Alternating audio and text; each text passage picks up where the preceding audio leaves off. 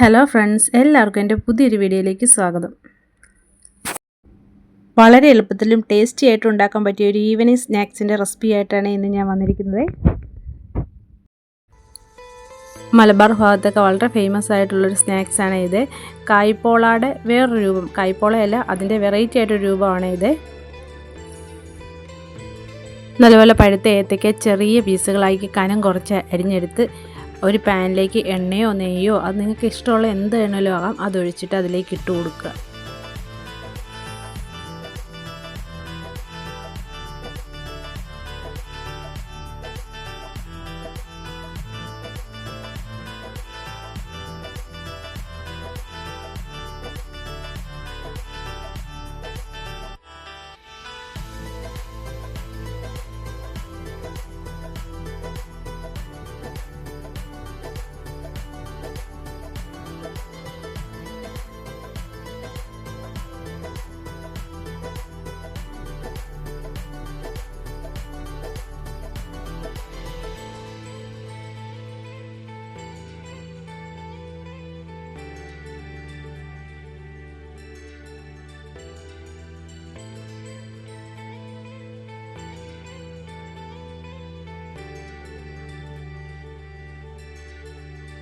ഒരു വശം നല്ലപോലെ വഴന്നിട്ടേ ഉള്ളേ, മറുവശത്തേക്ക് മറിച്ചിടാവുള്ളേ.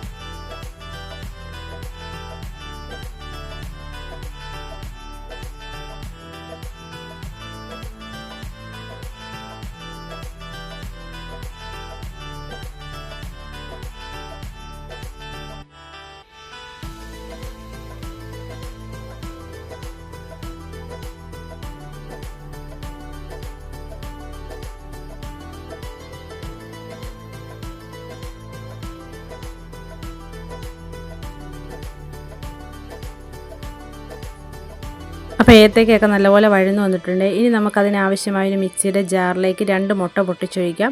അതിലേക്ക് മധുരത്തിന് ആവശ്യമായ പഞ്ചസാര കൊടുക്കാം. പിന്നെ ഒരു ഏലക്കായും പിന്നെ 1 കപ്പ് പാലും ഇത്രയും കൂടി ഒഴിച്ച് നല്ലപോലെ മിക്സിയിലിട്ട് നല്ലപോലെ ഒന്ന് അടിച്ചെടുക്കണേ.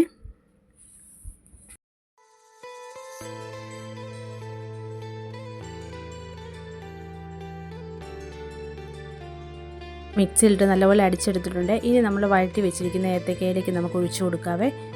ഗ്യാസ് ഓഫാക്കിയിട്ടില്ല, ഗ്യാസ് സിമ്മിലാണ് ഇട്ടിരിക്കുന്നത്. സിമ്മിലിട്ട് തന്നെ നമുക്കത് ഒഴിച്ചു കൊടുക്കാം. എന്നിട്ട് അതൊരു മൂടി വെച്ച് ഒരു 5-6 മിനിറ്റ് നമുക്കതൊന്ന് വേകാനായിട്ട് സമയം കൊടുക്കാവേ.